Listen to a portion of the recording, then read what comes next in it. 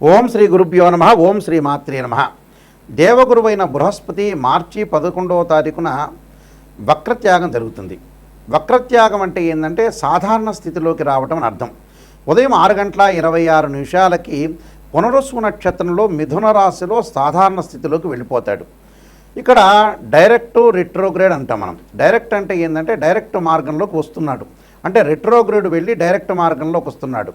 అంటే వక్రత్యాగం అనేది పోయి రుజుమార్గంలోకి దేవగురువైన బృహస్పతి రుజుమార్గంలోకి వస్తున్నాడు. ఇక్కడ గురువు సంతానకారకుడు, అలానే విద్యాకారకుడు, భాగ్యకారకుడు, లాభకారకుడు, యశస్సుని, కీర్తిని, విద్యని, ఫైనాన్షియల్ పరంగా గ్రోత్ చేసే కారకత్వాన్ని వహించే గ్రహం ఏమిటి అంటే గురువు అని అర్థం. ఈ దేవగురువైన బృహస్పతి మొన్నటి వరకు కూడా వక్రస్థితిలో ఉన్నాడు. ఈ వక్రస్థితిలో మార్చి 11వ తారీఖున వక్రస్థితి నుంచి వెళ్ళి సాధారణ స్థితిలోకి వస్తున్నాడు. సాధారణ స్థితిలోకి వచ్చినప్పుడు మరి ద్వాదశ రాశుల వాళ్ళకి ఎలాంటి ఫలితాలు జరగబోతున్నాయి అంటే, ముఖ్యంగా ప్రధానంగా అన్ని గ్రహాల్లో ముఖ్యమైన గ్రహం ఏమిటి అంటే గురువు. అందువల్లే పాత రోజుల్లో మనకి గురుబలం ఉందా అని చూసేవాళ్ళు. అంటే వివాహానికి కానీ అలానే సంతానానికి కానీ ద్వితీయ భావకారకుడైన అంటే ద్వితీయ భావకారకుడు, పంచమ భావకారకుడు, అలానే భాగ్యభావకారకుడు, లాభభావకారకుడైన గురువు ఏ విధంగా ఉండబోతున్నాడు అంటే ఆర్థిక స్థితిగతులు మెరుగుపరచబోతున్నారా, సంతానం కలగబోతుందా, వివాహం కలుగుతుందా, కుటుంబ పరంగా చిక్కులు అనేవి ఎలా ఉండబోతున్నాయి, చిక్కులు ఉంటాయా, విడిపోతాయా, ఇవన్నీ కూడా దేవగురు అయిన బృహస్పతి ద్వారానే మనకు తెలుస్తుంది. ఇవన్నీ కూడా గోచారరీత్యా ఫలితాలని చెప్పబోతున్నాం. అంటే ఇవన్నీ కూడా గోచారరీత్యా మనం తెలుసుకుంటే మనకి ఎలాంటి మనం పరిహారాలు చేసుకోవాలి, ఏ విధంగా వెళ్ళాలనేది మన నిర్ణయం ఖచ్చితంగా తీసుకోవచ్చు. ముఖ్యంగా ద్వాదశ రాశుల వాళ్ళందరికీ కూడా గురువు ఎలాంటి ఫలితాన్ని ఇవ్వబోతున్నాడో మనం ఒకసారి తెలుసుకుందాం. సింహరాశి వారికి ప్రధానంగా పంచమాధిపతి, అష్టమాధిపతి అయిన గురువు లాభస్థానంలో ఉన్నాడు. ఎప్పటి వరకు? మార్చి 11వ తారీఖు నుంచి జూన్ 1వ తారీఖు వరకు లాభంలో ఉన్నాడు.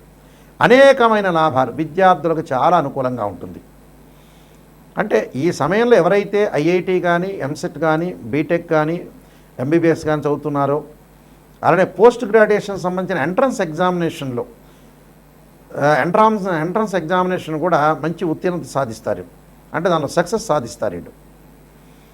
దీంతోపాటు పోటీ పరీక్షలు ఉంటాయి. అంటే ఐఏఎస్, ఐపీఎస్ లాంటి ఎగ్జామినేషన్ రాసే వాళ్ళకు కూడా మంచి గుడ్ రిజల్ట్స్ వచ్చే అవకాశం ఖచ్చితంగా ఉంటుంది. అంటే ఫైనాన్షియల్ పరంగా డెవలప్మెంట్, ఇన్కమ్ అనేది బాగా గ్రోత్ ఉంటుంది. వివాహాది శుభ కార్యక్రమాల్లో పాల్గొంటారు. అమ్మాయి కానీ అబ్బాయి కానీ మంచి సుసంపన్నమైన కుటుంబం నుంచి అమ్మాయి కానీ అబ్బాయి కానీ రావటం, శుభ కార్యక్రమాలు పాల్గొనే అవకాశాలు, విదేశాలకు వెళ్ళే అవకాశాలు, విద్యార్థులకు కూడా విదేశాల్లో మంచి యూనివర్సిటీలో సీట్ వచ్చే అవకాశం బాగా ఎక్కువ ఉంటుంది. సీటు రావటమే కాదు, అక్కడ ఎవరైతే వ్యాపారం చేయదలుచుకున్నారో ఆ వ్యాపారం కూడా హోటల్స్, రెస్టారెంట్ వాళ్ళకు కూడా అనుకూలంగా ఉంటుంది.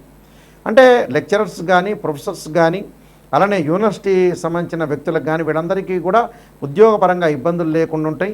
ఇన్కమ్ అనేది ఇంప్రూవ్మెంట్ జరగటం ఒకటి, వాళ్ళ జీవితంలో వాళ్ళు చేస్తున్న ప్రతి పనికి కూడా సంతృప్తికరంగా ఉండే అవకాశం ఎక్కువ ఉంటుంది.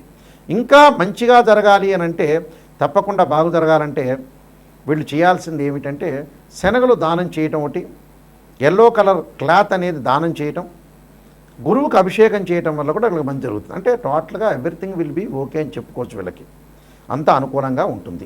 గురువు వల్ల ఈ గోచారీత్యా మనకి గురుగ్రహం అనేది సంవత్సర కాలం పాటు ఉంటుంది. ఒక రాశి నుంచి మరో రాశికి మారుతుంది. గురువు అనుకూలంగా ఉండటమే ప్రధానమైన విషయం. ఏమిటంటే అన్ని గ్రహాల్లో ప్రాధాన్యత సంతరించుకున్న గ్రహం ఏంటంటే గురువు.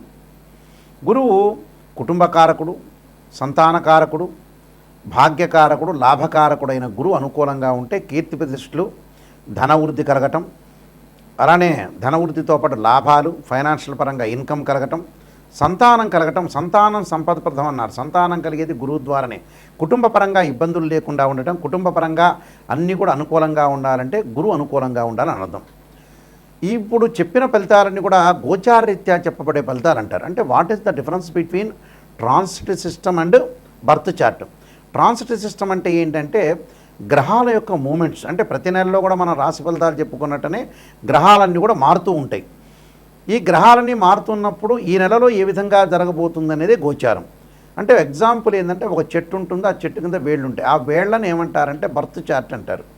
ఆ వేళ్ల పైన కాండం వచ్చి కొన్ని కొమ్మలు వచ్చి కొమ్మలకి ఆకులు రావడానికి గోచారం అంటారు. ఎందుకంటే ఆ ఆకులు ఎప్పుడైనా సరే ఒక చెట్టుకి మనకు రైన్ సీజన్లో ఆకులు వస్తాయి, అలానే మనకు వచ్చేటప్పటికల్లా వింటర్ సీజన్లో అలానే ఉంటాయి, సమ్మర్ సీజన్లో కింద రాలిపోతుంటాయి. అంటే మళ్ళీ కొత్త ఆకులు పుట్టుకునే వచ్చే అవకాశం ఉంటుంది. అదే గోచారం అంటారు.